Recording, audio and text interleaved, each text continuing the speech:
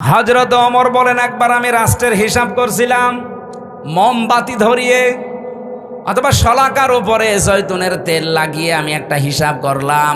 হঠাৎ করে দেখি রাতের বেলা দেশের প্রধান বিচারপতি হযরতে আলী আমার বাড়িতে আসার পরে সালাম দিয়ে জিজ্ঞাসা করলাম, প্রধান বিচারপতি, আপনি কি এসেছেন রাষ্ট্রের কোনো কাজ না নিজের কোনো কাজ নিয়ে?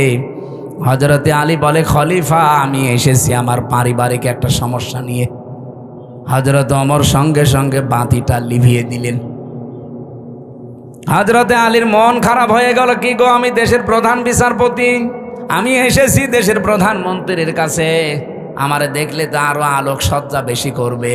আর একটা জয়তুনের তেল দিয়ে লম্ফ জ্বালানো ছিল বাতি, ওইটাও দিল লিভিয়ে, এখন তো অন্ধকার হয়ে গেল, আমি কি বলতে যে কি বলবো। হযরত ওমর ডাক দিয়ে বলে, প্রধান বিচারপতি আলী, মন খারাপ করবেন না, আমি আপনাকে আগেই জিজ্ঞাসা করেছি আপনি কি এসেছেন আপনার ব্যক্তিগত কাজে না পারিবারিক কাজে না রাষ্ট্রীয় কাজে? আপনি নিজেই বলছেন না আমি পারিবারিক কাজে এসেছি। আমি যে হিসাব করছিলাম এটা রাষ্ট্রের তেল পুড়িয়ে রাষ্ট্রের জনগণের হিসাব। তা আপনি আসলেন আপনার পারিবারিক ব্যক্তিগত জীবনের সমস্যা নিয়ে।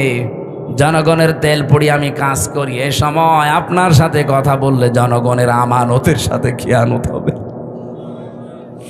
হযরতে আলী বলেন, এই দিন থেকে ওমরের প্রতি রাগ না মহব্বত যা ছিল, ভালোবাসা, এগুলো আরো আল্লাহ বৃদ্ধি করে দিয়েছে। দেশের 1628 জন মানুষ যদি এভাবে আমরা তৈরি করতে পারতাম আজ, বাংলার মুসলমানেরা সুযোগ আল্লাহ সব সময় দেয় না, 54 বছর পর একটা সুযোগ অলরেডি দিয়েছে। এবার যদি হাতছাড়া হয়ে আবারও চোর ডাকাত আবার এসে যায়, 100 বছরে সুযোগ আর পাবেন না।